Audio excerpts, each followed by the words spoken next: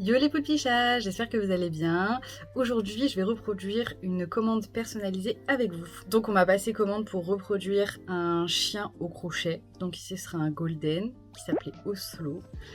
Et je vais vous montrer les étapes de l'aérographe. Donc je ne vais pas vous montrer la réalisation de la peluche au crochet, elle sera déjà réalisée. Je vais plus vous montrer vraiment les étapes de personnalisation à l'aérographe pour reproduire des dégradés de couleurs sur le pelage du chien.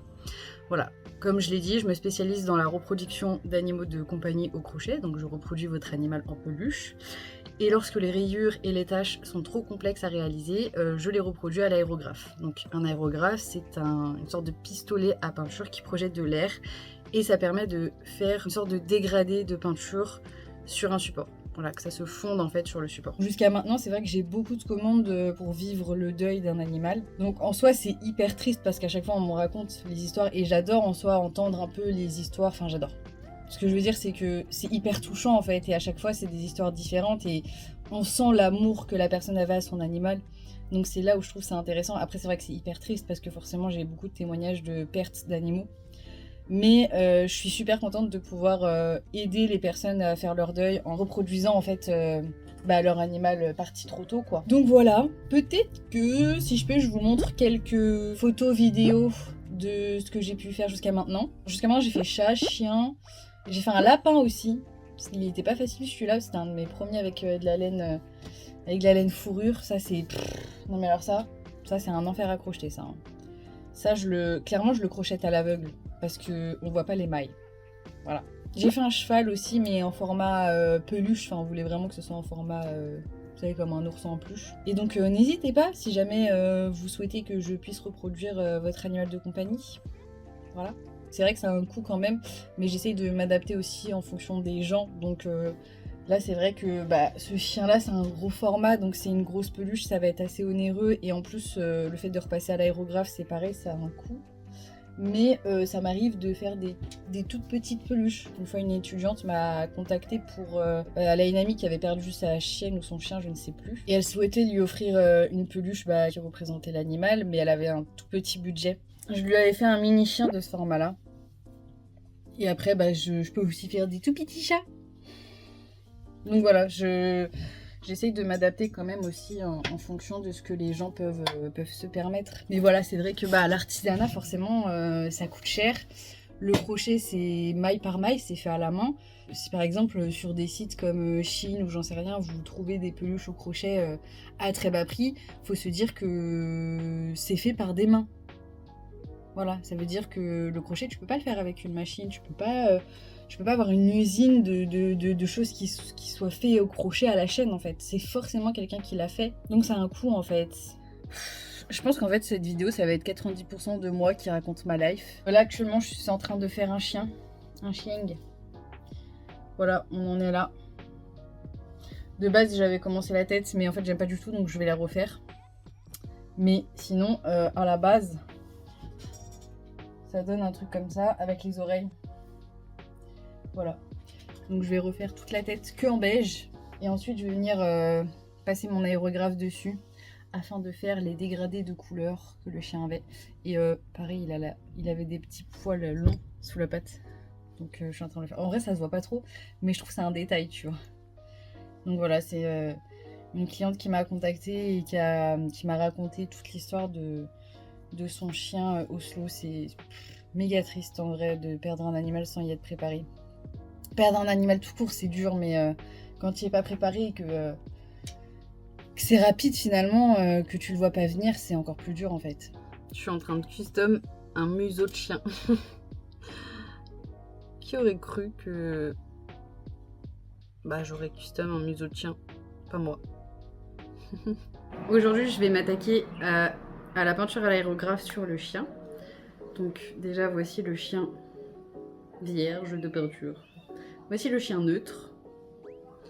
Il y a juste son petit museau qui a été custom, voilà, pour ressembler au museau du chien que je dois reproduire.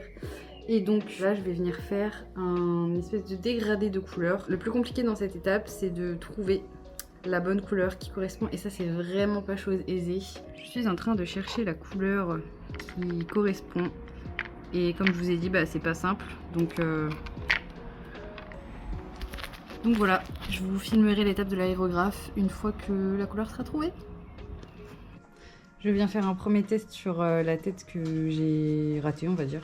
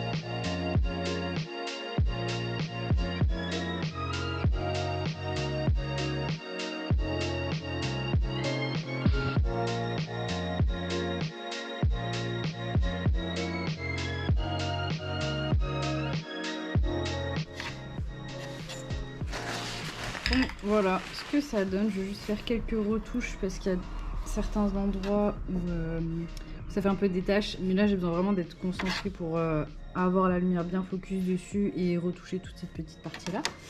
Mais voilà. Donc ce qui s'est passé, c'est que le petit souci, c'est que j'avais pas assez de diluant, je pense, dans mon aérographe. Ce qui fait que bah, la peinture, elle bloquait à certains moments et donc ça n'a pas projeté en continu. Voilà, ce qui fait que ça a fait des petites taches à certains endroits. Je suis un peu dégoûtée, mais c'est pas grave. Je vais pouvoir... Enfin, de toute façon, j'ai envie de vous dire que comme c'est de la laine et que c'est des mailles, dans tous les cas, ça va faire un effet tache un petit peu. Mais voilà, là ça le fait un peu plus que prévu. Ça se voit beaucoup plus en vidéo qu'en vrai, je vous rassure. Mais je vais rattraper tout ça et je vous retrouve tout à l'heure quand je l'aurai terminé. Voilà, regardez-moi comme il est mignon. Et ensuite je ferai des petites retouches aussi vers les yeux. Il faut que je le nettoie parce que ça a été peint dessus. Voilà. Alors voilà ce que ça donne.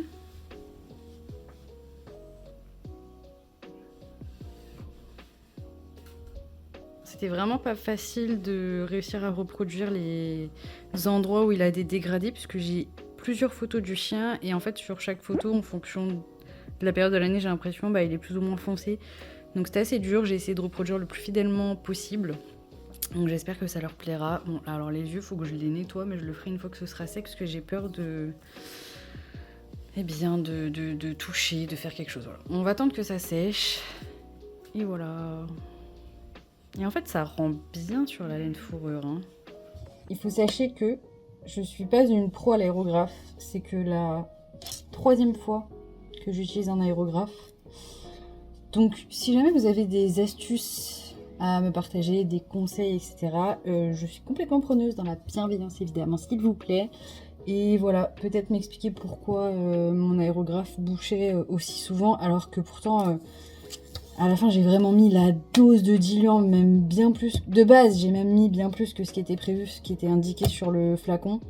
Et je sais pas, ça bouchait tout le temps. Il a fallu que je le nettoie plusieurs fois. Voilà, peut-être que vous aurez des explications à me donner. Mais en tout cas, j'ai quand même réussi à rattraper l'effet tache, donc je suis très contente. Et voilà, franchement, je suis très satisfaite du rendu. C'était exactement ce que j'imaginais. Voilà, dites-moi ce que vous en pensez en commentaire.